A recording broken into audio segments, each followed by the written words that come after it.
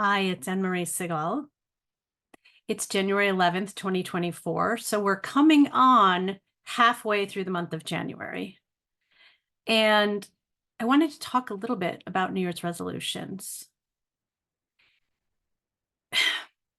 So there's good and bad about them, right? Just like any other goal setting. On the one hand, it's inspirational. On the other hand, it feels sometimes like you've got this weight on your shoulders. You've created a goal and now, and maybe even told people that you're going to meet it. And now how the hell do I do it? Or life intervenes and you get off track. And so I like to think of January rather than I have to meet all these new goals. It's a new year, turn a new page, etc., as a time to reflect on what are my goals. When I think about my life, where how I've gotten to this point and where I'm going, where I'm from and where I'm going, it's the eternal question, where I come from, where I am, and where I'm going. I think that's the way philosophers do it.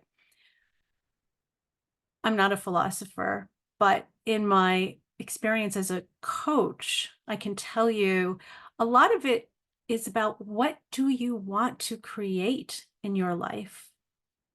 Many of us, including, overachievers, and I don't put myself in that category to brag. I put it because I've internalized that that's actually, something I do and not always something I'm proud of.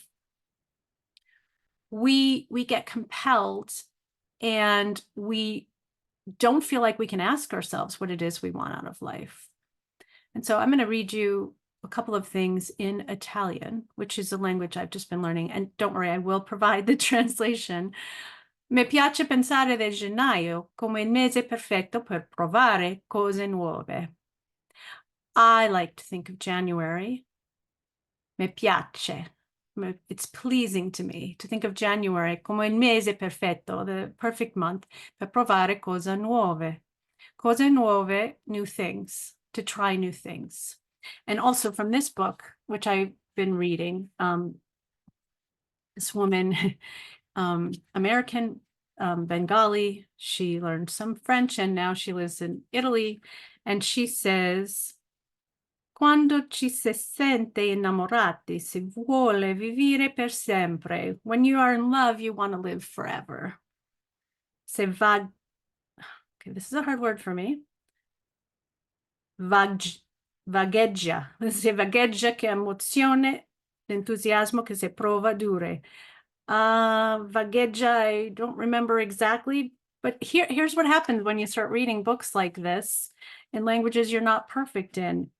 You want the feeling to last forever. I know that's what the sentence is saying.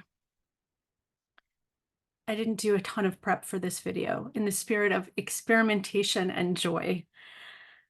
Leggere in italiano mi provoca una brama simile.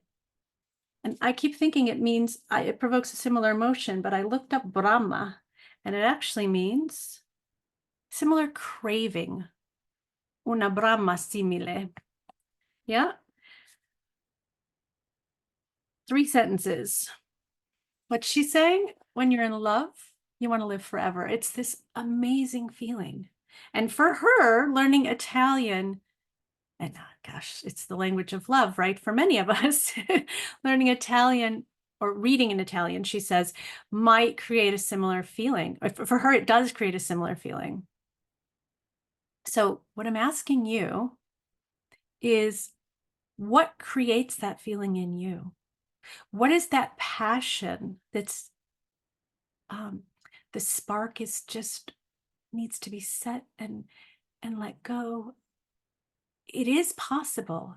It is possible to have one of those crazy, overachieving lives and careers. But to say, I'm doing this for the long term.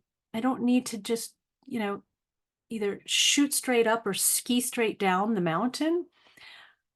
I can really enjoy every bit of it. Maybe skiing's your thing. There might be another thing. Think of whatever it is that you love as a metaphor for what you want to create in your larger life. And then also find room for what you love in your life. And lastly, I encourage you, don't think of January as I have a goal and I need to meet this goal.